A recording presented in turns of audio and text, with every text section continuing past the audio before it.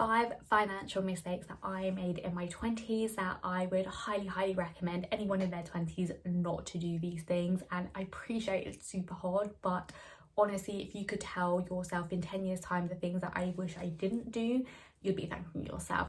By the way, if you're new to this channel, hi, my name is Radhika. I'm a property investor. My YouTube channel is based on property investing, mindset and money things. So let's get straight into this video.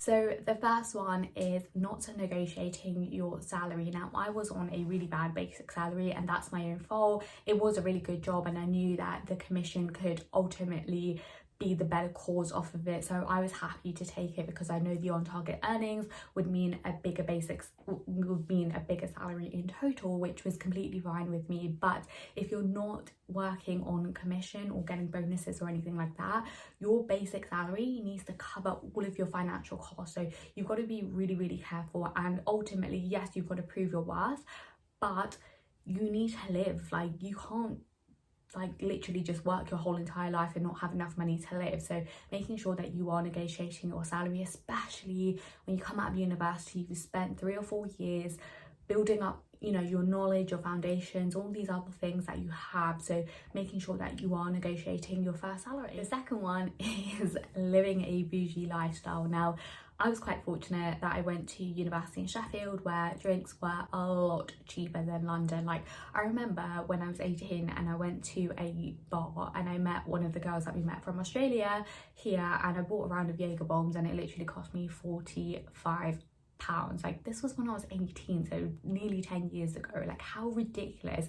And then in Sheffield on Tuesdays we'd have 50p Jaeger bombs. Like, where's the logic? Like, honestly, it's just ridiculous.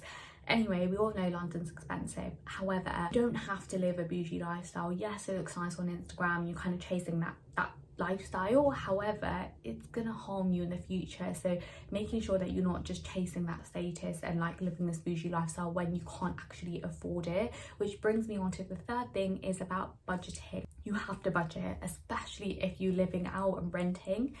And regardless of where you're living, like, you have to budget and live within your means, and making sure that you have enough money and not living that whole paycheck to paycheck life. Because to be honest, we've all done it. Like, if you speak to anyone in their late 20s or 30s or 40s, at one point in life, everyone has lived paycheck to paycheck. But if I could go back and avoid that life and use that money to save for my retirement or for investments or just to go on holiday and treat myself or something, then honestly, I wish I could never live that paycheck to paycheck life.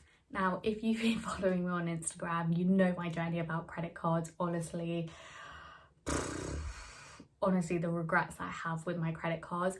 I'm so grateful that I have one. However, I wish I paid off my credit cards on time. I just was being lazy about it. I don't even know why I didn't. Like, it's so easy to set up. I just don't know why I didn't do it. But it's honestly biting me in the bum. Like, I hate it.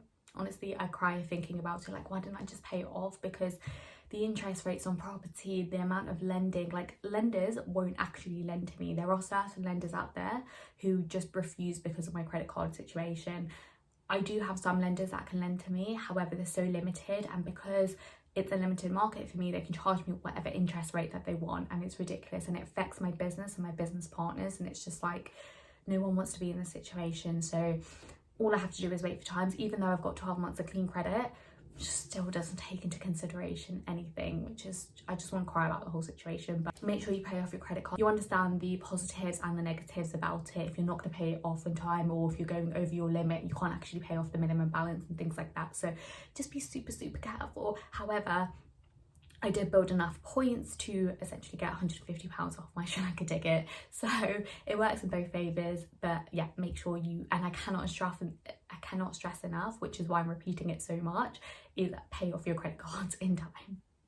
And the last point is making sure that you are financially preparing yourself, whether it's investing, saving, anything to do with those two. Like, making sure that you have a financial plan of where you want to be, how much money you need to earn, what investments that you want to have, and start using that money to save, getting your investments and getting a retirement plan, whether it's contributing to your pension. Yes, there's so many pros and cons about your pension, but your employer is contributing. If you are working full-time, your employer is contributing to that. So it's kind of like beneficial to look at that. Plus they invest that money for you. So yeah, use that. I use Moneybox as well, which is great because it rounds up and it starts investing for me. I have it on the high rate just because I'm happy and I understand that I could potentially lose that money. Definitely made money mistakes and investing mistakes before, but hey ho, such is life. You're gonna make mistakes, but if you don't actually try and educate yourself in that, you could actually lose serious money. So making sure that you are being knowledgeable and educating yourself within those investments that you do take, because we all know there's a massive risk with investments. So yeah, just be careful, but also don't just sit on your bum, because you know inflation isn't even covering what you're getting in your savings account. But I do have an emergency fund, and I definitely do not want to touch that and do top it up every single month. But make sure you have an emergency fund, because you never know when you're going to need a rainy day. So with that being said, I hope you guys have a great rest of the Tuesday. Please don't make these money mistakes that I did, and I'll catch you guys in the next video.